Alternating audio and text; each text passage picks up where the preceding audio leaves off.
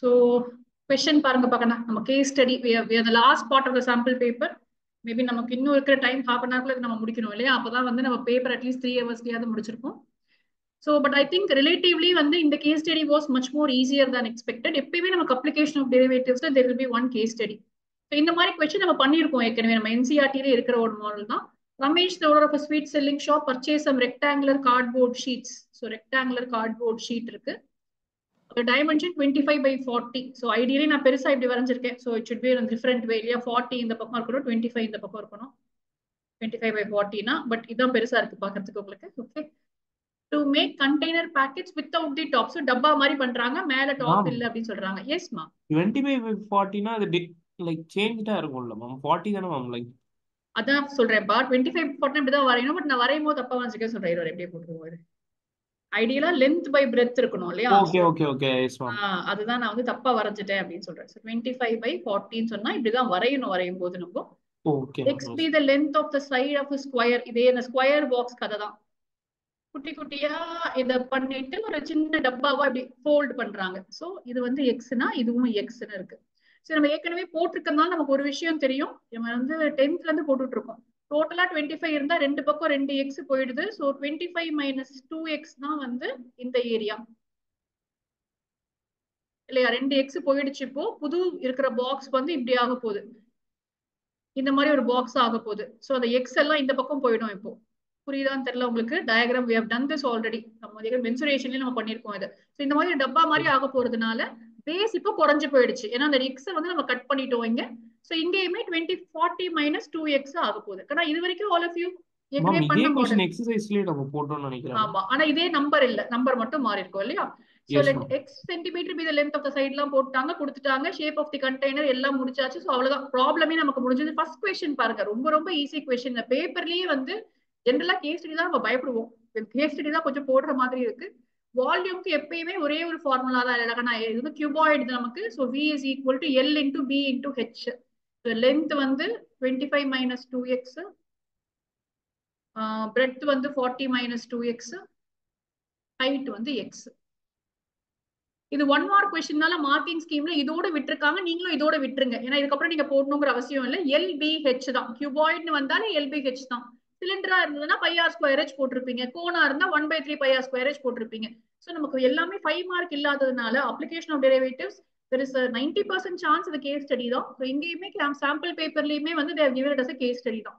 ஒரே ஒரு சான்ஸ் தான் இருக்கு. என்ன பண்ணலாம்னா கண்டினியூட்டி வந்து 5 மார்க்ல இருக்கு. அதையும் எதையும் ஸ்வாப் பண்ணலாம். அப்படி ஸ்வாப் பண்ணாலுமே கூட question will not change. இந்த மாதிரி ABCD மட்டும் தான் இருக்காது. சோ நமக்கு வந்து ஒரு word problem the model given in the textbook கண்டிப்பா நமக்கு ஒரு கேஸ் ஸ்டடியா வந்துடும். இருக்கிறதா கேட்பாங்க இல்லாததை கேட்க மாட்டாங்க. இப்போ ஃபைன் dv by dx. இப்படியே வச்சு dv by dx போடுறது கஷ்டம். சோ நான் வந்து எக்ஸ்பேண்ட் பண்ணிக்கிறேன் கொஞ்சம். எல்லாம் வந்து டிஃபரன்ஷியேட் பண்ண முடியாதுங்கிறதுக்காக second question I am doing this. Number போட்டுக்கோங்க எந்த क्वेश्चनக்கு சொல்லிட்டு. நான் மல்டிப்ளை பண்ணிக்கிறேன்ப்பா உள்ள இந்த x இங்க உள்ள மல்டிப்ளை பண்ணா 25 minus 2x into 40x minus 2x ஸ்கொயர்னு வச்சுக்கிறேன். திருப்பி மல்டிப்ளை பண்றேன். 25 into 40 வந்து 1000x, 25 into 2 வந்து 50x square, 42s are 80x square plus 4x cube. ஒரு ஈக்குவேஷன் கிடைச்சிருக்கு வீக்கு. இப்போ நான் dv by dx போடுறேன். I can also simplify this further இல்லையா? Yes ma'am. Ma'am, we can use that one UVW formula was there. It's just for me. நீ அப்படியே போட்டா உனக்கு கம்ஃபர்டபிள்னா போட்டுரு. But I would always prefer to multiply and do that அதுல. Okay. x square plus 1000x னு இருக்குப்பா. நான் just group பண்ணிக்கிட்டேன் இந்த terms. இப்போ dv by dx போடுறேன். So it is going to be 12x cube, sorry 12x square minus 260x plus 1000. ஆனா இது வரைக்கும் all of you I think இது வரைக்கும் பெரிய கஷ்டமானது ஒண்ணும் இல்ல. நான் just டிஃபரன்சியேஷன் தான் பண்ணிருக்கேன்.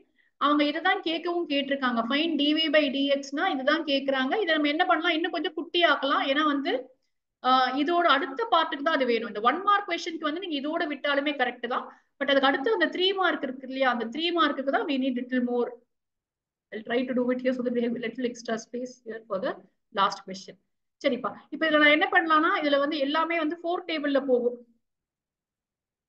நான் 4 வெளியில எடுத்துட்டேன் அப்படின்னு சொன்னா 3x square minus 6 to 24, 20, 65x plus 4, 2 சொன்னா 250 அடக்கண்ணா 250. ஸோ நான் வந்து 4 காமனா எடுத்துட்டு இந்த ஃபேக்டரைஸ் பண்ணியிருக்கேன். ஆனால் இதுக்கு தேவையில்லை. ஐம் சேயிங் அகைன் செகண்ட் இப்போ தேர்ட் கொஸ்டினுக்கு நான் போயிட்டேன்னு வச்சுப்போம். ஸோ தேர்ட் கொஸ்டின்ல ஏ பார்ட்ல நான் இருக்கேன். ஸோ இதோட எனக்கு செகண்ட் கொஸ்டின் முடிஞ்சிருச்சு. நான் இப்படியே விட்டுறலாம். அவங்க டிஃபரன்ஷியேட் மட்டும் தான் கேட்டிருக்காங்க. ஜென்ரலா இங்க அதை நிறுத்த மாட்டாங்க. ஃபைண்ட் த கிரிட்டிக்கல் பாயிண்ட்டும் இங்கேயே கேட்டுருவாங்க. ஸோ கிரிட்டிக்கல் பாயிண்ட் கண்டுபிடிக்கிறதுக்கு நம்ம எப்படி அதை செஞ்சுதான் ஆகணும். So we will do this. ஏன்னா for what value of X the volume of each container மேக்ஸிமம்னு கேட்டிருக்காங்க. அப்போ எக்ஸோடைய வேல்யூ வேணும்னு சொன்னாலே கிரிட்டிக்கல் பாயிண்ட் கண்டுபிடிச்சுதான் ஆகணும். இப்போ இதை ஃபேக்டரைஸ் பண்ணணும்.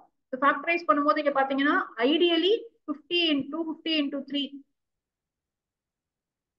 நான் வந்து ரொம்பவே கூட யோசிக்கல. நான் என்ன பண்ணேன் 65 எப்படி ரெண்டா பிரிக்க முடியும்னு பார்த்தேன். இதை வந்து 50 and 15 பிரிக்க முடியும். அதை நான் போட்டாலே எனக்கு ஆன்சர் வந்துருச்சு. சரியா? ஸோ என்னால ஃபேக்டரைஸ் பண்ண முடிஞ்சிச்சு. நான் ஃபேக்டரைஸ் பண்ணிட்டேன். உங்களுக்கு அதை பண்ண முடியல அப்படின்னு சொன்னா you can always do a quadratic. இந்த கொஸ்டின் உங்களுடைய ஆன்சர் கீழே அவங்க வந்து ஸ்டெப்ஸ் மட்டும் கொடுக்கவே இல்லை பார்க்கணும். So I will after I finish the class I'm uploading the answer key. நான் இது இல்லாம நான் ஒர்க் அவுட் பண்ணதையும் நான் உங்களுக்கு ஒரு ஃபுல் பிடிஎஃபா ஸ்கேன் பண்ணி அதை அப்லோட் பண்ணி விட்டுறேன் நான். So that you can also refer to that. அதோட ஃபுல்லா போட்டு முடிச்சிருங்க. எப்போ உங்களுக்கு டைம் கிடைக்குதோ சாம்பிள் பேப்பரை மட்டும் எல்லா கொஸ்டின்ஸையும் வித் த சாய்ஸ் ஆர் சாய்ஸும் சேர்த்து போட்டுருங்க ஒரு வாட்டி. ஏன்னா அடுத்த ஸ்கூல் எக்ஸாம்ஸ் எல்லாம் கண்டிப்பா உங்களுக்கு அதை கேட்பாங்க. சரியா? ஓகே. ஸோ இப்போ I can factorise it. 3x square minus 15x minus 50x plus 215 வருது. It's going to be 4 into 3x into x minus 5 minus 50 into x minus 5. Sign எல்லாம் செக் பண்ணிட்டே வாங்க. எங்கேயாவது சின்ன மிஸ்டேக் பண்ணாலும் ஆன்சர் ரொம்ப தப்பாயிடும். ஸோ நான் எல்லா சைனையும் செக் பண்ணிட்டேன். இப்போ 3x minus 50 into x minus 5. நம்ம இதுல வந்து பாத்தீங்கன்னா ரெண்டையுமே ரிஜெக்ட் பண்ண முடியாது. x is equal to 5, 50/3. சரி, நமக்கே வந்து 50/3 என்ன வேல்யூ பாருங்க. 50/3 வந்து பெருசாப்பா 1 20 16 கிட்ட வருது இல்லையா? See, ideally வந்து நம்ம என்ன சொல்லிடலாம் 50 is not possible because இங்க 2 into 16 வந்து 32 ஆகுது பாருங்க இங்க. So 25 minus 2x வந்து பெருசாயிடுங்கிறதுனால ரிஜெக்ட் பண்ணிடுவோம். இது ஞாபகம் இருக்கான்னு தெரியல. அதே தான் அங்கேயும் பண்ணுவோம். இதை ரிஜெக்ட் பண்ணிட்டு x is equal to 5 தான் நம்ம சொல்லிடலாம். இல்ல நமக்கு வந்து அதுவும் நம்ம தேவையில்லைன்னா அதை பத்தி கிரிட்டிக்கல் பாயிண்ட் நம்ம கேட்கவே இல்லை. நமக்கு we can directly do maximumக்கு d square v by dx square நீங்க கண்டுபிடிக்கலாம். நான் அதுக்கு I'm taking the first equation itself தக்கனா இந்த ஈக்குவேஷனை எடுத்துக்கிறேன். 24x minus 260 எனக்கு கிடைக்குது. அந்த 24x minus 260ல நான் வந்து x is equal to 5 substitute பண்றேன். எனக்கு வந்து 24 5s ஆர் 120 ஆப்பா. 24 5s ஆர் 120. 120 minus 260 நெகட்டிவ் கிடைக்குது மினிமம். இதே நான் வந்து 24 into 50/3 நான் போட்டேன்னா நீங்க எப்படி வேணா ரிஜெக்ட் பண்ணலாம்ப்பா. நான் ரிஜெக்ட் பண்றதுக்கு நான் ரீசன் நான் சொல்றேன். நீங்க ஒண்ணு டைரக்டா இங்க 25 minus 2x சப்ஸ்டியூட் பண்ணி இந்த value of x is not possible நீங்க சொல்லிடலாம். ஏன்னா அப்படி பார்த்தா டைமென்ஷன் நெகட்டிவா வருது, அது பாசிபிள் இல்லைன்னு சொல்லலாம்.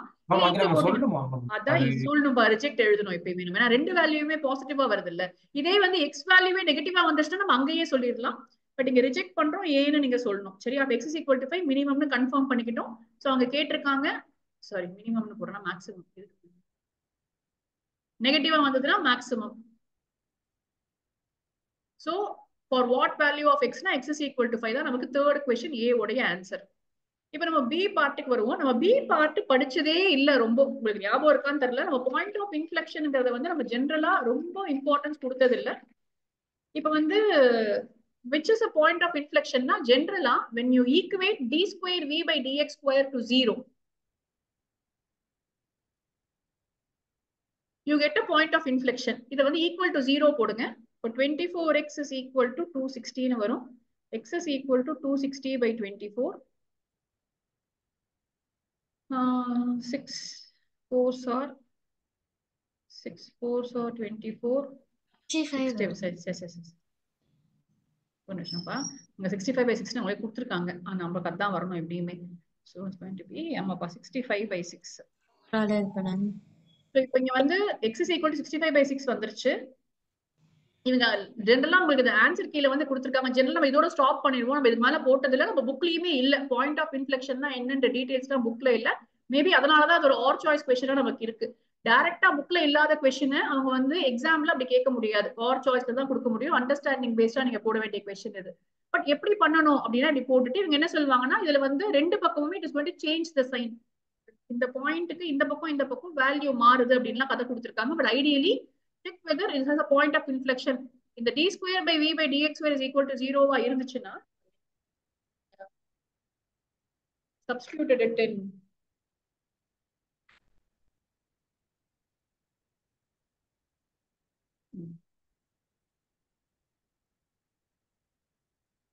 so x is equal to 65 by 6 வந்து negative, 65 by 6 positive. dv by dx போய் substitute பண்றாங்க.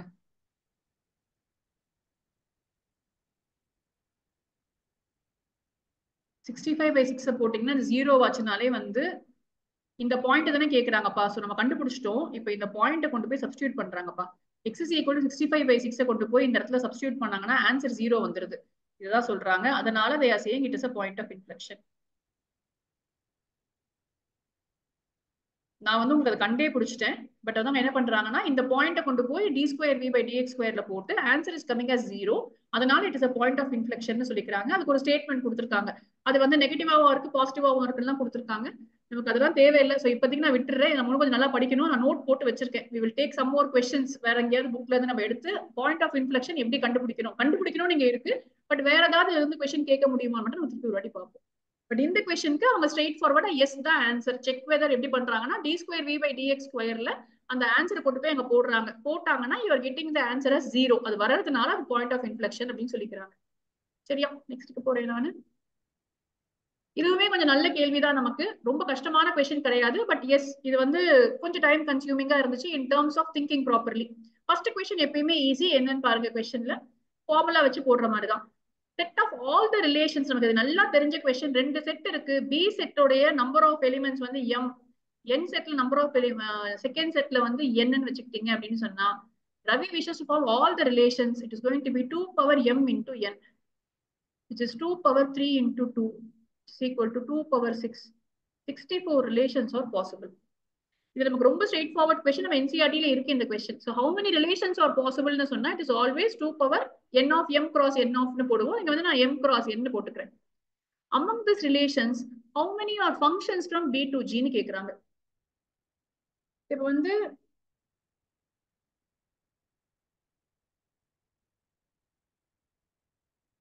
நம்பர் ஆஃப் ஃபங்க்ஷன்ஸ் என்னவா ஃபார்முலா இருக்கு?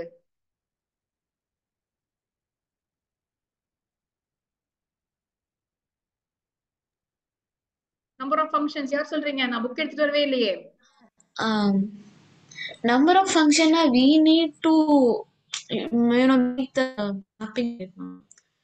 நம்பர் ஆஃப் ஃபங்க்ஷன்ஸ்க்கு ஒரு ஃபார்முலா இருக்குமே நமக்கு. நம்பர் ஆஃப் ஃபங்க்ஷன்ஸ் இங்க போடல.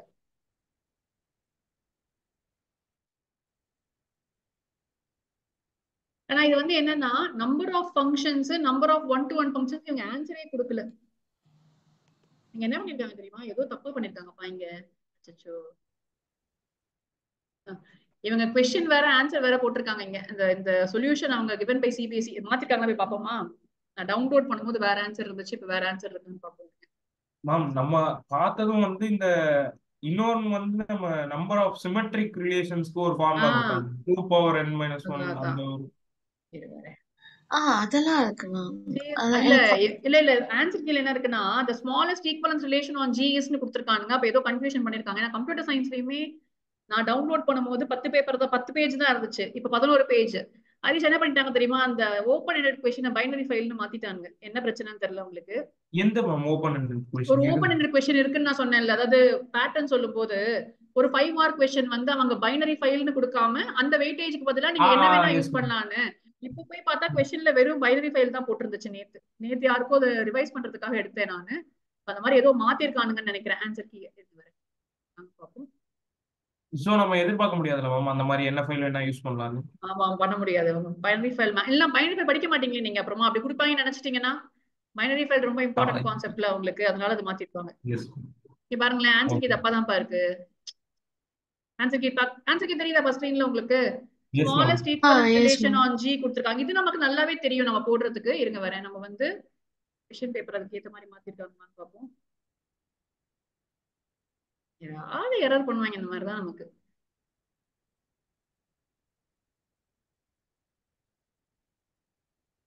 क्वेश्चन पेपर மாத்திட்டாங்க நம்ம ஸ்மாலஸ்ட் ஈக்குவலன்ஸ் question paper மாத்திட்டாங்கப்பா. Okay, we will take this question. பழைய question paperல இருந்து question paper மாத்திருக்காங்க. I will just share minimize பண்ணிக்கிறோம் இது.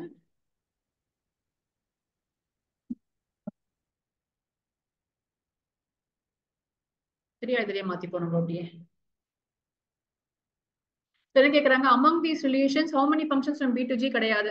க்ளோஸ் பண்ணிட்டோமா இது கிடையாது. இது கேட்கவே இல்லை அவங்க. ஏன்னா இதுமே ஃபார்முலாஸ் பாருங்களேன். இது எல்லாமே வந்து உங்க புக்லயே இல்லாத ஃபார்முலாஸ் கூட சில இதெல்லாம் இருக்கு. So we cannot do these questions without JEE knowledge. அதனால நம்ம இதை விட்டுருவோம். இது என்ன question எழுதுவோம்ப்பா. So question அப்படியே உங்களுக்கு படிக்கிறேன். How many relations இங்க பாத்துப்போம். How many right the smallest equivalence relation நமக்கு ஒரு விஷயம் நல்லா தெரியும்ப்பா. Smallest equivalence relation வந்து it is going to be only reflexive. கரெக்டா? reflexive மட்டும் இருந்தாலே அது smallestனு தெரியும் நமக்கு. So G வந்து இங்க G1 G2 தான் இருக்கு. So G smallest equivalence relation R is going to be G1, G1, G2, G2. இது மட்டும் இருந்தாலே வந்து இது ஈக்குவலன்ஸ் ரிலேஷன் தான். ஆனா எல்லாரும் அக்செப்டடா இது क्वेश्चन நீங்க பாத்துக்கோங்கப்பா. குட்டி கன்ஃபியூஷன்ல இருக்கீங்க. புதுசா மாத்திருக்காங்க இது. Right the smallest equivalence relation on G வந்து ரிஃப்ளெக்சிவ் மட்டும் நீங்க எழுதினீங்கனாவே போதும். நெக்ஸ்ட் क्वेश्चन என்ன கேக்குறாங்க பாருங்க. Ravi defines a relation from B to B on R1 is as R1 is equal to B1 B2, B2 B1. ஒரு ரிலேஷன் டிஃபைன் பண்ணிட்டான். Write the minimum ordered pairs to be added in R1. ரெண்டு விஷயத்தை பண்ண சொல்றாங்க. சரி இது பண்ணுவோமா? So we will just write it now here. இதுவும் கிடையாதுடா கணக்கு. அது question. I will change it in the upload பண்ணும்போது உங்களுக்கு சேஞ்ச் பண்ணி போடுறேன். So first என்ன சொல்றாங்கன்னா என்ன ரிலேஷன் டிஃபைன் பண்றான். R is equal to B1 B2 B2 B1. இப்போ ரிஃப்ளெக்சிவ் ஆகணும், நான் சிமெட்ரிக் ஆகக்கூடாது.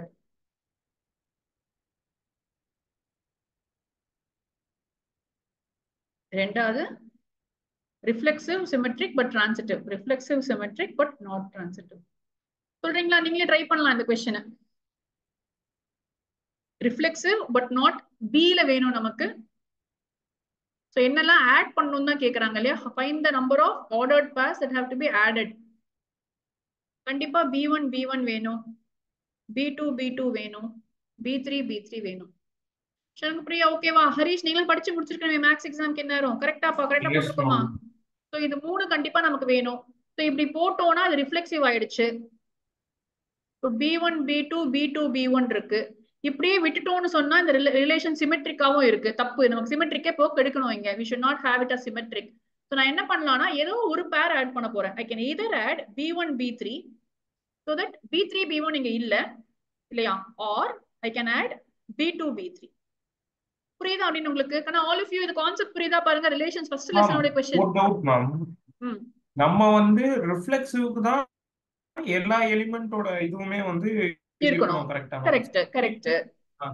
சிமெட்ரிக் எதுனா ஒண்ணுன்னு தானே ட்ரூ ஆயிடும். கரெக்ட். இது ட்ரூ ஆக கூடாது இல்ல ஹரிஷ்? இங்க நமக்கு அவங்க என்ன சொல்றாங்கன்னா நாட் சிமெட்ரிக்னு சொல்லிருக்காங்க பாருங்க. இப்போ நான் இதோட நிறுத்திட்டேனா stop with here. It's already there ma'am. B1 B2 B2 B1. இல்லடா, I'm not adding this டா. it is already there இங்க போட்டுருக்கேன். நான் இத கிராஸ் பண்ணிக்கிறேன். இது இருக்குறதுனால if I leave it like this, if I add only 3 elements, this relation will become symmetric. I don't want it to be symmetric. So either I have to 1 add பண்ணனும், 2 add பண்ணனும், 3 add பண்ணனும், either 4 இது இல்லனா இது.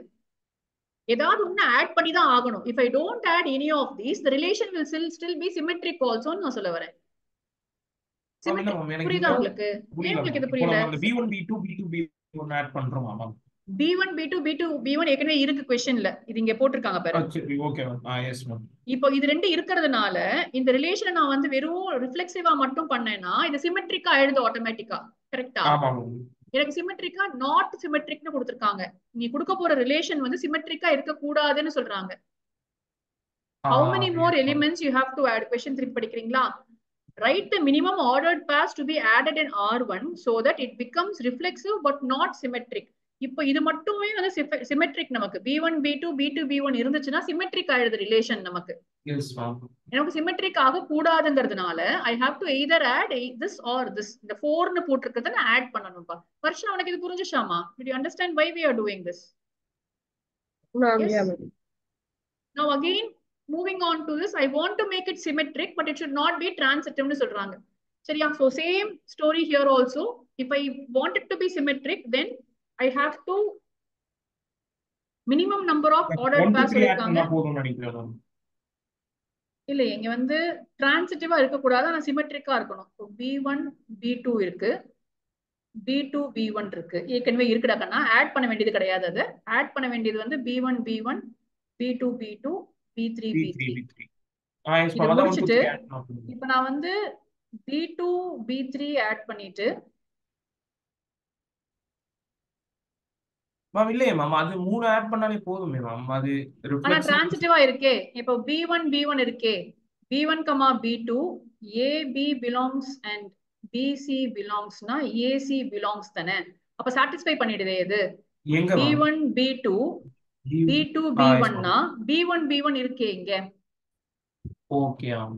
So தப்பாயிடும், transitive ஆயிடும். Then we should not add B1 B1, right? If I don't add that, it will not be reflexive. Not reflexive. Yeah. சரியா? Okay. நான் சொன்னேன் இதெல்லாம் JEE questions பா. JEE question வந்து CBSE கேட்டு சாவடிக்கிறாங்க நம்மள. ஓகே. இப்போ வந்து B2 B3 நான் போட்டு பார்க்கறேன், ஒரு நிமிஷம். B2 B3 நான் போட்டேன்னு சொன்னா B1 B2 B2 B3 இருக்கு, ஆனா B1 B3 இல்ல. கரெக்ட்டா கண்ணா? B1 B3 not present.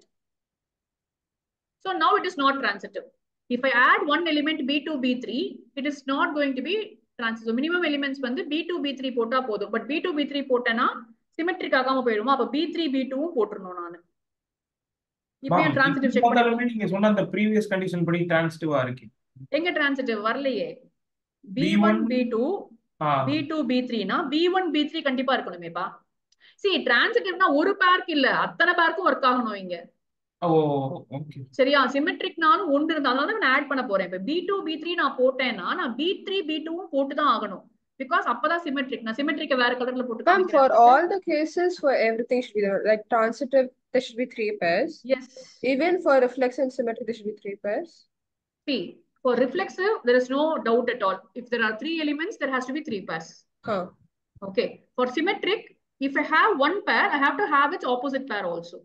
Okay. So if I have இப்ப இங்க பாரு, நான் வந்து பிங்க்ல போடுறதெல்லாம் வந்து B1 B2 B2 B1 ஏற்கனவே சிமெட்ரிக். இப்ப நான் B2 B3 இங்க ஆட் பண்றேன்னு சொன்னா B3 B2 நான் ஆட் பண்ணி தான் ஆகணும். So this is minimum required. Now it is going to be symmetric. Yes, symmetric doubt இல்லையா கண்ணா யாருக்கும் இதுல இது வரைக்கும்? Yes. இப்போ டிரான்சிட்டிவ் செக் பண்ணுவோம். டிரான்சிட்டிவ் செக் பண்றதுக்கு we have to check everything. So B1 இந்த ரெண்டு பேருக்கு B1 B1 தான் பேர்.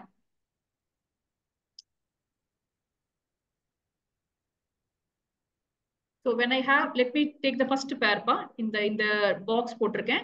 இது வந்து if I consider this pair, then B1 B1 should be there for transitive. It is there. Now if I take these two,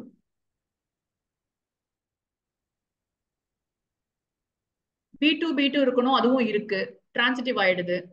இப்போ cross பண்ணி எடுப்போம். B1 B2 B2 B3 எடுக்கணும். அப்போ B1 B3 அது இங்க இல்ல. சோ டிரான்சிட்டிவ் ஃபெயில் பண்ண வச்சிட்டோம். கரெக்ட்டாப்பா? இதே மாதிரி B1 B2 sorry B3 B2 B3 B2 B3 எடுத்தோம்னா B3 B3 இருக்கு, இதுவும் இல்ல. சோ எதுவுமே இதுவும் டிரான்சிட்டிவ் வெரிஃபை பண்ணிடுது. ஒண்ணே ஒரு கேஸ்ல மட்டும் we have made it fail the transitive test. B1 B3ங்கற ஒரு எலிமெண்ட் மட்டும் நம்ம ஆட் பண்ணாம இருந்தோம்னா this will fail the transitive test. If you have to make an example என்ன கேட்டிரலாம், they can ask you how to make it an equivalence relation னு கேட்டிரலாம் क्वेश्चनல. அப்ப நம்ம என்ன பண்ணனும்? B1 B3 மட்டும் ஆட் பண்ணா போதும். எஸ்ஸா? புரியுதா உங்களுக்கு? it was okay. So minimum number எப்பவே டவுட் இருக்கானா, நான் சொன்ன மாதிரி இது நிறைய வாட்டி JEE ல கேக்குற ஒரு क्वेश्चन இது. ஏன்னா ஆன்சர் ஆப்ஷன்ல வந்து எல்லாமே இருக்கும், நம்ம கன்ஃபியூஸ் ஆகி மாத்தி எழுதுவோம். இப்ப நம்பர் கூட கொடுத்துருவாங்க, 2 pairs ஆட் பண்ணணுமா 4 pairs ஆட் பண்ணணுமான்னு கேட்பாங்க, இல்ல எந்த பேர் ஆட் பண்ணணும்னு கேட்பாங்க. சோ இந்த கான்செப்ட் நீங்க ரொம்ப தரவா இருக்கணும். So when we are revising also we will do it once again. நம்ம JEE questions எடுத்தா இத பண்ணோம். ஏன்னா NCERT இந்த மாதிரி பெரிய क्वेश्चன்ஸ்னால எக்ஸாம்பிளால ஒரு ரெண்டு क्वेश्चन தான் உங்களுக்கு இருக்கு. But idea is take pair by pair and make sure it is passing the symmetric test at every point and then somehow make it fail the transitive test.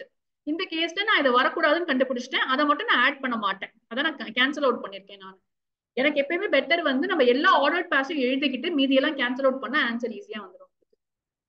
சரியா? சோ இது வந்து கிடையாது நமக்கு. சரியா? அடுத்த question I think they have not changed it பா. Check பண்ணிப்போம் ஒரு வாட்டி. Final race question. எஸ் மா.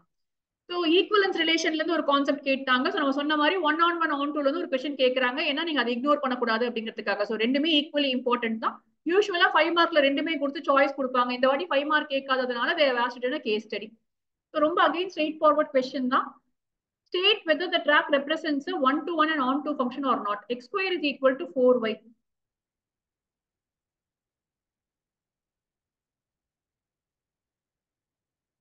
நம்ம என்ன சொல்லிருக்கோம் அந்த क्वेश्चनக்கு?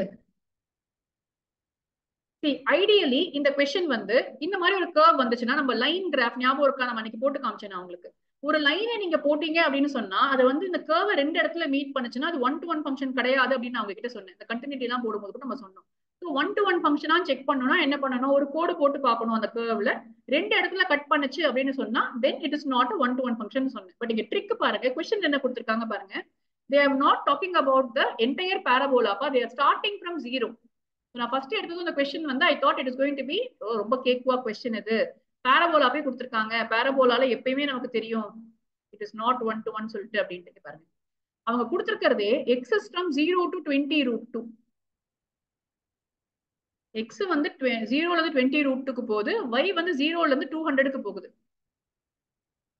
So x y ரெண்டுமே பாசிட்டிவா இருக்குங்கறத ஞாபகம் வச்சுக்கிட்டு இந்த ப்ராப்ளம் கூட ஸ்டார்ட் பண்ணுவோம். But we will do it in the usual way itself. நம்ம கண்டிஷன் தெரியும். என்ன பண்ணுவீங்க? இப்ப 1-to-1 எப்படி செக் பண்ணுவோம்? யார் இருக்கீங்க எனக்கு 1-to-1 சொல்றதுக்கு? Ma'am, f of x1 equal to f of x. So f of x1 is equal to f of x2. அப்போ இங்க x2 ஸ்கொயருக்கு பதிலா x1 square is equal to first இதை எழுதிப்போம். y is equal to x squared by 4 இல்லையாப்பா? So f of x is equal to x squared by 4. So x1 squared by 4 is equal to x2 squared by 4. அது புரியுதா மட்டும் பாருங்க. புரியலனா அப்படியே stop பண்ணுங்க. ஏன்னா திருப்பி 5 மார்க் கூட கேட்டுருவாங்க இதே क्वेश्चन அந்த வாட்டி நமக்கு. So இது வந்து 4 கேன்சல் ஆயிடும். x1 square is equal to x square னா x1 is equal to plus or minus x2 னு வருது. But x belongs to 0 to 20√2. So x1 is equal to x2. அவ்வளவுதானே? சோ ஃபர்ஸ்ட் கேஸ்லயே வந்து நம்ம அதை ப்ரூவ் பண்ணிரோம். ஜெனரலா வந்து பாராபோலாக்கு வராது x ஸ்கொயர் ஃபங்க்ஷன் 1-to-1 கிடையாதுதான். ஆனா இந்த கேஸ்ல அவங்க பாசிட்டிவ்ல கொடுத்ததுனால x1 can be only equal to x2. x1 can either be plus x2 or minus x2 னு வருது நமக்கு. நெகட்டிவ் வேல்யூவை இக்னோர் பண்ணிடுவோம். சோ நமக்கு இது 1-to-1 வந்துருச்சு. நெக்ஸ்ட் on2க்கு வருவோம். on2 போடும்போது நம்ம என்ன பண்ணலாம்பா? we can do the domain range thing itself. y is equal to x square by 4. X square is equal to 4y. X is equal to 2√y. Root y is always positive. Range is equal to r plus codomain is also all plus. So I can say it is on2 தானேப்பா. வேற ஏதாவது பண்ணுமா தெரியலையே. y is so f of 2√y is equal to y. Substitute பண்ணலாம்ல. நான் போய் substitute பண்ணீங்கன்னா y வந்துரும் பாருங்க. f of 2√y னா f of 2√y the whole square by 2. f of 2√y is equal to y னு ப்ரூவ் பண்ண முடியும் நம்மளால. நீங்க இப்படி பண்ணாலும் ஓகே, இல்லனா நீங்க ஸ்டேட்மெண்ட் எழுதினாலும் ஓகே. ரூட் y வந்து எப்பயுமே பாசிட்டிவா இருக்க போகுது. ஏன்னா வந்து क्वेश्चनல கொடுத்துட்டாங்க. ரூட் y எப்பயும் பாசிட்டிவா தான் இருக்க முடியும், அது நமக்கும் தெரியும். அண்ட் இங்கேயுமே y is going to range from 0 to 200 தான் உங்களுக்கு. So it is going to be an on2 function for any value. There will be a ஒரு இமேஜ் ப்ரீ இமேஜ் எக்ஸிஸ்ட் ஆகும். ஸ்டேட்மெண்ட் கொடுத்துருக்காங்க, நீங்க ஒருவாட்டி பாத்துக்கோங்க. எப்படின்னா உங்களுக்கு ஆன்சர் கீ அப்லோட் பண்ண தான் போறேன். But as the range is equal to codomain and it is an on2 function அப்படின்னு கன்க்ளூட் பண்ணிருப்பாங்க. இது நமக்கு எல்லாத்துக்குமே வரும், நமக்கு தெரியும். நம்ம இதை எப்பயுமே உங்களுக்கு நான் சொல்லியிருக்கேன், இதை பிலீவ் பண்ணி நம்ம போக கூடாது. ஏன்னா நீங்க எப்படி சப்ஸ்டிட் பண்ணாலும் f of y equal to y many of the casesல வந்துரும். இதான் ஒரு கேஸ்ல மட்டும் தான் it will not work properly for you. சரியா? சோ இது or choice question. But ideally as previous question தான் நமக்கு ஈஸி. இதை விட அதை நீங்க நல்லா தெரிஞ்சிச்சுன்னா அந்த எப்படி ஆட் பண்ணணும்னு தெரிஞ்சுக்கிட்டீங்கன்னா அது ஈஸியா நீங்க போட்டுடலாம். So next is your last question. சரியா? இது வந்து நல்ல क्वेश्चन. அதாவது நீங்க ஜாலியா போடுறதுக்கு ஒரு நல்ல क्वेश्चन. ஆனா வந்து எக்ஸாம்ல போடுறதுக்கு I don't think this is going to be an enjoyable question for you. But question படிச்சதுக்கு அப்புறம் பாத்தீங்கன்னா ரொம்ப வந்து உங்களுக்கு ஓ இவ்வளவுதானா அந்த क्वेश्चन அப்படிங்கிற மாதிரி இருக்க கேள்விதான். இது நீங்க என்ன பண்ணிருக்கணும்னா நம்ம ஒரு கொஸ்டின் போட்டிருக்கோம் ஏற்கனவே, அந்த ரொம்ப ஃபேமஸ் கொஸ்டின் நம்ம ப்ராபபிலிட்டி போடும்போதே நான் போட்டேன். 6 red balls, black balls, 2 black ball இருக்கும், இங்க இருக்கு இதை டிரான்ஸ்ஃபர் பண்ணுவோம், அப்புறம் அதை டிரான்ஸ்ஃபர் பண்ணதுக்கு அப்புறம் அங்க இருந்து எடுத்தோம்னா அது ரெட்டா பிளாக்கா, இந்த மாதிரி வந்து காம்ப்ளிகேட்டட் கேள்விகள் தான். ஸோ அதெல்லாம் வந்து நம்ம ஜெனரலா சாய்ஸ்ல விட்டுற ஒரு கொஸ்டின் தான், இப்ப விட முடியாது, ஏன்னா அதே கொஸ்டின் தான் இங்க கேட்டிருக்காங்க. ஃபர்ஸ்ட் கொஸ்டினை புரிஞ்சுப்போம். இப்போ எப்பயுமே Bayes theorem or probability with conditional probability வரும்போது சிச்சுவேஷன் அண்டர்ஸ்டாண்ட் பண்ணாலே பாதி ப்ராப்ளம் சால்வ் ஆயிடும்.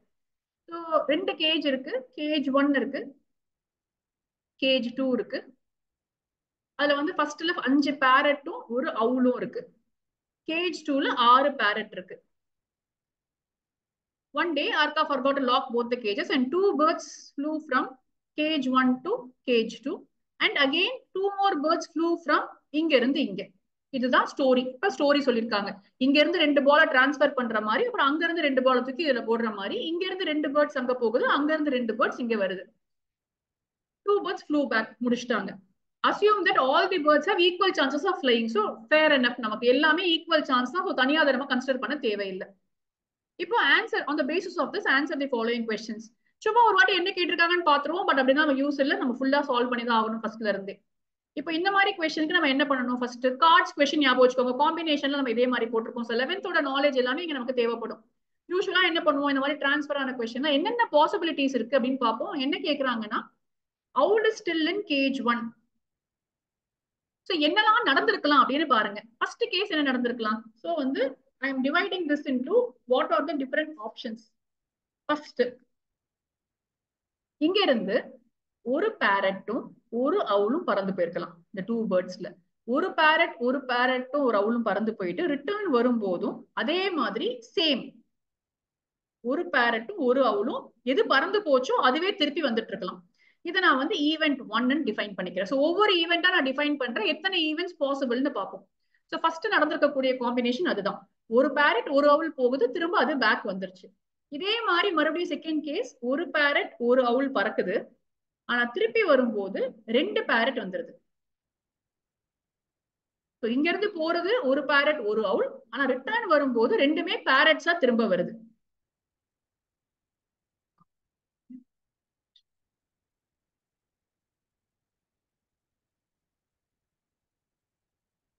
இன்னும் ஒரு பாசிபிலிட்டி இருக்கு. அப்படின்னா என்னன்னா, அவுல் பறக்கவே இல்லை, அது கேஜ்லயே இருக்கு. அப்போ 2 பேரட்ஸ் பறந்து போகுது, ரிட்டர்ன் வரும்போதும் 2 பேரட்ஸா வருது. இது ஈவெண்ட் 3. ஃபர்ஸ்ட் நமக்கு தெரிய வேண்டியது இந்த 3 பாசிபிலிட்டிஸ் தான் இருக்கு. ஏன்னா இருக்கிறது வந்து ஐடென்டிக்கலா தான், பேரட் இருக்கு அவுல் இருக்கு. சோ ஒண்ணு அவுல் பறக்கலாம், இல்ல அவுல் பறக்காம இருக்கலாம். First option. அவுல் போயிட்டு திரும்பி வராம இருக்கலாம். சோ மொத்தமா 3 கேஸ் தான் பாசிபிள். ஃபர்ஸ்ட் நம்ம இதை பிக்ஸ் பண்ணிப்போம், இந்த 3 ஈவெண்ட்ஸ் பிக்ஸ் பண்ணிப்போம். இப்போ இந்த 3 ஈவெண்ட்ஸ்க்கான பாசிபிலிட்டிஸ் என்னென்ன அப்படிங்கறது எழுதலாம். So what is the possibility of event 1? So event 1 நடக்கணும்னா என்ன ஆகணும் அப்படின்னு பாத்தீங்கன்னா, so what is happening? First நம்ம என்ன சொல்லியிருக்கோம், ஒரு பேரட் ஒரு அவுல் சொல்லியிருக்கோம். So from 5 parrots you are going to choose 1 parrot. From 1 owl you are going to choose the 1 owl. சரியா? நான் டினாமினேட்டர் இங்க விட்டுட்டேன். சரியா? டினாமினேட்டர் நான் கவலைப்படல, ஏன்னா இப்போதைக்கு எனக்கு அது தேவையே இல்லை. I am only bothering about how many combinations. ப்ராபபிலிட்டியா நான் எழுதல, டோட்டலா எழுத போறேன். சோ இங்க இது நடந்திருக்கலாம். இதுதான் ஃபர்ஸ்ட் கேஸ். எனக்கு ப்ராபபிலிட்டியோ அப்புறம் திரும்பி வர கேஸ் இருக்கு இல்லையா? ஃபர்ஸ்ட் வந்து இது பறந்து போனது. So 5C1 1C. ஆனா இது புரியுதான்னு பாருங்க. புரிஞ்சுச்சுனா தான் இதை நீங்க போட முடியும். சோ ஃபர்ஸ்ட் 5 பேரட்ஸ்ல இருந்து ஒரு பேரட் சூஸ் பண்ணிருக்கோம் பறந்து போறதுக்கான கேஸ்ல. நம்ம சூஸ் பண்ணிருக்க ஒரு பேரட் பறக்குது அண்ட் ஒரு அவுல் தான் இருக்கு. சோ அதுவும் பறந்து போயிருச்சு ஃபர்ஸ்ட் கேஸ்ல. திருப்பி ரிட்டர்ன் வரும்போது பாருங்க, இங்க 5 பேரட்ல இருந்து ஒண்ணு இங்க போயிடுச்சு இல்லையா? சோ மொத்தமா இங்க 7 பேரட்ஸ் ஆயிடுது. ஆல்ரெடி 6 இருக்கு, பட் இங்க வந்து because 1 extra parrot came here, இப்போ இங்க 7 parrots and 1 owl இருக்கு. இப்போ வெளியில திருப்பி பறக்கும் போது I am going to have a 7C1 and 1C1. ரெண்டுமே நடக்கணும். சோ பிளஸ் நான் போட மாட்டேன். both the events are going to happen. cards question திருப்பி ஞாபகம் வச்சுக்கோங்க. நம்ம என்ன சொல்லுவோம்னா, ஃபர்ஸ்ட் வந்து ஒரு நான் ஏஸ் கார்டு எடுக்கிறாங்க அப்படின்னு சொன்னா 52 cardsல 48 பாசிபிலிட்டி. அடுத்தது ஒன்னு குறைஞ்சு போயிடுச்சு, ஏஸ் கார்டு எடுக்கிறாங்கன்னு சொன்னா இங்க நம்ம 4 போடுவோம். நல்லா ஞாபகம் வச்சுக்கோங்க. இதுதான் நம்ம பண்ணுவோம் for a cards question. 11th standard காம்பினேஷன்ல போடும்போது ப்ராபபிலிட்டி லாஸ்ட்ல கம்பைன் பண்ணி போடும்போது ஃபர்ஸ்ட் ஒரு கார்டு பிக் பண்ணிட்டாங்க, அது வந்து நான் ஏஸ். அடுத்த கார்டை பிக் பண்றாங்க, அது ஏஸ்னு சொல்லும் போது we used to do this. இப்பயும் நம்ம அதே லாஜிக்ல நீங்க யோசிக்கணும். அவங்க என்ன சொல்லியிருக்காங்க, ஃபர்ஸ்ட் இங்க இருந்து ஒரு பேரட் ஒரு அவுல் போகுது. ஸோ 5C1 1C1 அது ரொம்ப ஈஸி உங்களுக்கு. பட் இங்க போகும்போது அது சேர்ந்துருச்சு அங்க போயிட்டு. ஸோ டோட்டலா 7 பேரட்ஸ் இருக்கு. எந்த பேரட் வேணா திருப்பி வரலாம். ஸோ 7C1 into 1C1 நான் போட்டிருக்கேன். இப்போ நான் ஈவன் 2 எழுதிக்கிறேன். என்னோட ஈவன் 2 நான் டிஃபைன் பண்ணிக்கிறேன். உங்க ஆன்சர் கீழே வேற மாதிரி இருக்கும். நீங்க எப்படி வேணா நீங்க போட்டுக்கலாம். ஒரு 3 ஈவென்ட்ஸ் தான் பாசிபிள். அதுல எந்த சேஞ்சுமே கிடையாது. சோ ஈவென்ட் 2ல நான் என்ன சொல்லியிருக்கேன், ஒரு பேரட் ஒரு அவுல் போகுது. ஆனா திரும்ப வந்தது பேரட் மட்டும் தான் வருது. சோ ஒரு பேரட் ஒரு அவுலுக்கு அதே காம்பினேஷன் தான் எனக்கு. ஆனா திரும்ப வரும்போது இப்போ 2 பேரட் திருப்பி வரணும். சோ இருக்கிற 7ல இருந்து I need to get 2 parrots back. So for all of you புரியலன்னா அங்கேயே ஸ்டாப் பண்ணுங்கப்பா. 3 ஃபர்ஸ்ட்ல இருந்து கேட்காதீங்க என்ன.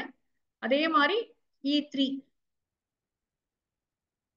நான் டினாமினேட்டரை இக்னோர் பண்ணிருக்கேன். ஏன்னா கேன்சல் ஆக போகுதுங்கிறதுனால. சரியா, எனக்கு அது தேவையில்லை. சோ நான் இக்னோர் பண்ணி விட்டுருக்கேன். ஈவென்ட் 3 டிஃபைன் பண்றேன். 2 பேரட் தான் போகுது, 2 பேரட் திருப்ப வருது. சோ 5 பேரட்ஸ்ல இருந்து 2 போகுது. அங்க போனதும் 6 + 2 8 ஆயிடுச்சு. சோ 8ல இருந்து 2 திரும்ப வருது. சோ இதுதான் என்னுடைய 3 ஈவென்ட்டையும் நான் டிஃபைன் பண்ணிட்டேன். இப்போ क्वेश्चनக்கு வரேன். இப்போ क्वेश्चனை படிப்போம் என்ன கேக்குறாங்கன்னு. When 2 birds flew from cage 1 to cage 2 and 2 birds flew back from cage 2 to cage 1, then find the probability that the owl is still in cage 1. இப்போ owl எப்பலாம் cage 1ல இருக்கும் அப்படின்னு ஃபர்ஸ்ட் பாப்போம். போயிட்டு வந்தாலும் owl cage 1ல தான் இருக்கு. போகவே இல்லனா கூட owl cage 1ல தான் இருக்கு. இந்த கேஸ்ல மட்டும் தான் owl போதா நான் திரும்ப வர மாட்டேங்குது. Yes all of you. Harish எங்க இருக்கீங்க? ஹரிஷ் புரியுதா உனக்கு? அபிநந்த் பார்க்கவே இல்லை நான் உன்னை. ஆயிஷா நான் உனக்கு क्वेश्चन கேக்குறேன்னு சொன்னேன். ஆயிஷா நீ ஆன்சர் பண்றேன் அந்த क्वेश्चन எனக்கு. நீ தான் கரெக்டா போட்டி அந்த கார்ட்ஸ் क्वेश्चन இன்னைக்கு. இது பால் क्वेश्चन. எஸ்ஸா சண்முக பிரியா என்னப்பா கேக்குறாங்க? இப்ப என்ன பண்ணணும்? நம்ம இப்ப 2 ஈவென்ட்டுமே பாசிபிள்னா ஆட் பண்ணிப்போமா? E1 + E3 answer. Yes ma'am. the probability வந்து எப்பயுமே favorable by total. favorable என்னது? E1 and E3. டோட்டல் வந்து E1 + E2 + E3. 2 and E3. சரியா? ரொம்ப ரொம்ப ஸ்ட்ரெயிட் ஃபார்வர்ட். நான் டினாமினேட்டர் போர்ட்ல கேன்சல் ஆகிறதுக்காக தான். அவங்க ஆன்சர் கீழே போடவே இல்லை. சீமா நான் போட்டிருப்பாங்கன்னு நினைச்சேன். கீழே போட்டிருந்தா நம்ம டோட்டல் C2 போடணும். எல்லாத்துக்குமே டோட்டல் C2 போட்டிருக்கணும். அது அவங்க போடவே கூட இல்லை அவங்களுமே. Maybe they have ignored it. இப்போ E1 + E3 போடுவோம். டேரக்டா இங்க போட்டுருலாம். இங்கேயே கண்டுபிடிச்சிடலாம். நான் இதை 5 × 7 அப்பா இது 35. இங்க வந்து 5 × 7 × 6/2 15 × 7 105 ஆகணும் இது. 5 × 4/2 × 8 × 7/2 போட்டீங்கன்னா இது ஒரு 4 இது ஒரு 2 10 280 ஆகும். ஜஸ்ட் நான் கால்குலேஷனையும் போட்டு வச்சிட்டேன்ப்பா. So it will be easy for மீங்கிறதுக்காக. ஸோ இது 3 நம்பர்ஸ் நம்ம கிட்ட இருக்கு. இப்போ E1 + E3 பண்ணுவோம். 35 + 280 என்ன 140 5 × 10 280 divided by 35 + 105 + 280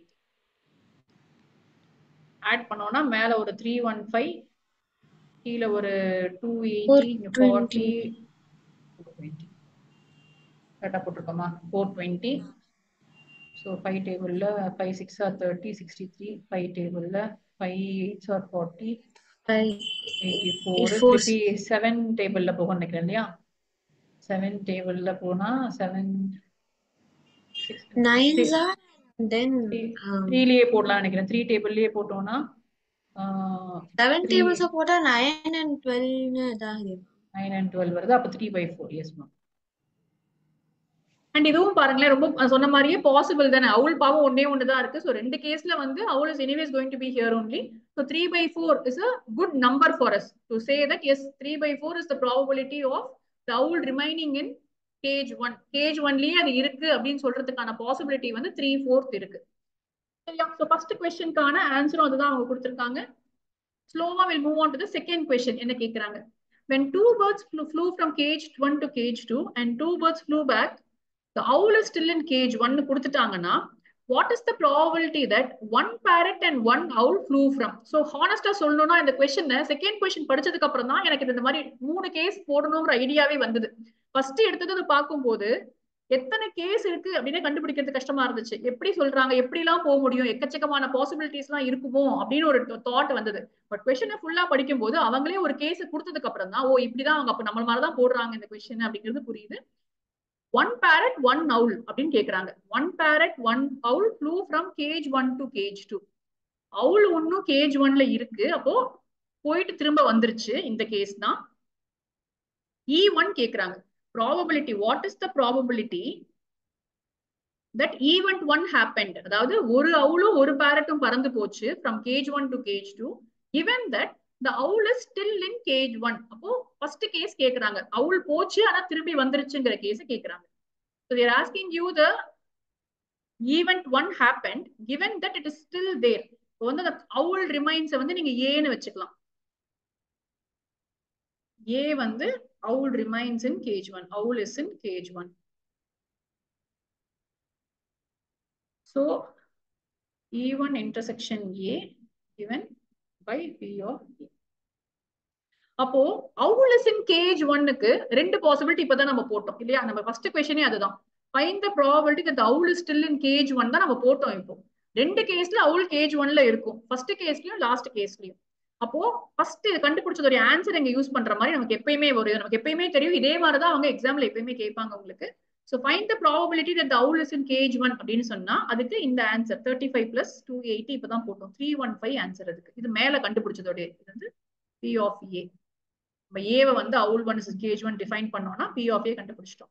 இப்போ E1 இன்டர்செக்ஷன் ஏனா வெறும் E1 நம்ம முன்னாடி கண்டுபிடிச்சது இல்லையா, வெறும் 35 நீங்க போடணும்னா 35 out of total by 315 out of total னு போட்டு இந்த क्वेश्चனை போடலாம். doesn't make a difference at all. நான் வந்து டினாமினேட்டர் விட்டுருக்கேன், எல்லாத்துலயுமே கேன்சல் பண்ணிக்கோங்க. 5 டேபிள்ல போட்டீங்கன்னா 5 7s are 5 6 are 1/9. so what is the probability that only E1 happened given that the owl is still in cage 1? na அதுக்கு possibility 1/9 வந்திருக்கு. இதுவும் எனக்கு லாஜிக்கலா தெரிஞ்சிச்சு, ஏன்னா பறந்தே போகலனா தானே சான்ஸ் ஜாஸ்தி. so E3 கேட்டிருந்தாங்கன்னா மேபி ஜாஸ்தி வந்திருக்கும், ஏன்னா பறந்தது ரெண்டுமே பேரட்ஸ் தான், திருப்பி வந்ததும் பேரட்ஸ் தான். அப்போ owl will still remain in cage 1 னா அதுக்கு probability ஜாஸ்தியா இருக்கும். பட் இது பறந்து போயிருச்சு அப்படின்னு சொன்னாலே there is only 50% chance that it will come back from there. so I thought the answer is also logically okay அப்படின்னு சொல்லிட்டு சரியா. so இதுதான் ஆன்சரும் கொடுத்திருக்காங்க பக்கனா 1/9 தான் இதுக்கு ஆன்சர் கொடுத்திருக்காங்க.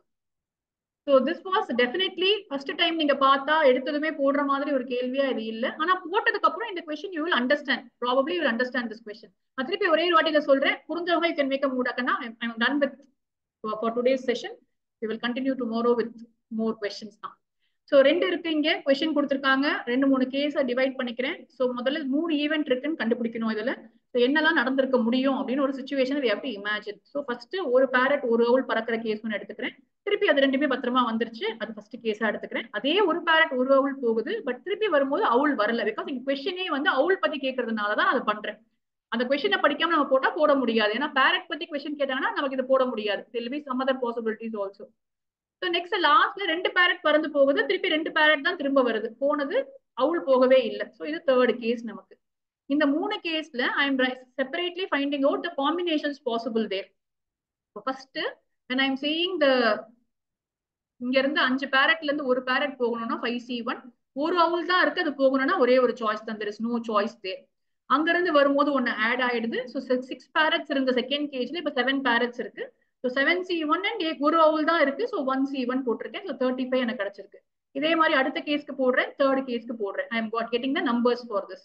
இப்போ going back to the question, 2 birds போச்சு திருப்பி வந்துச்சு அப்படின்னு சொன்னா மொத்தமா owl வந்து ஃபர்ஸ்ட் கேஜ்லயே இருக்கிறதுக்கான சான்சஸ் என்னன்னு கேட்டா ஒரு கேஸ்ல தான் அது இல்லாம போகுது. எப்பனா செகண்ட் கேஸ்ல வந்து பாத்தீங்கன்னா owl பறந்து போகுது ஆனா திருப்பி வர மாட்டேங்குது. அந்த E2 கேஸ் தவிர E1 and E3 கேஸ்ல owl is still in cage 1.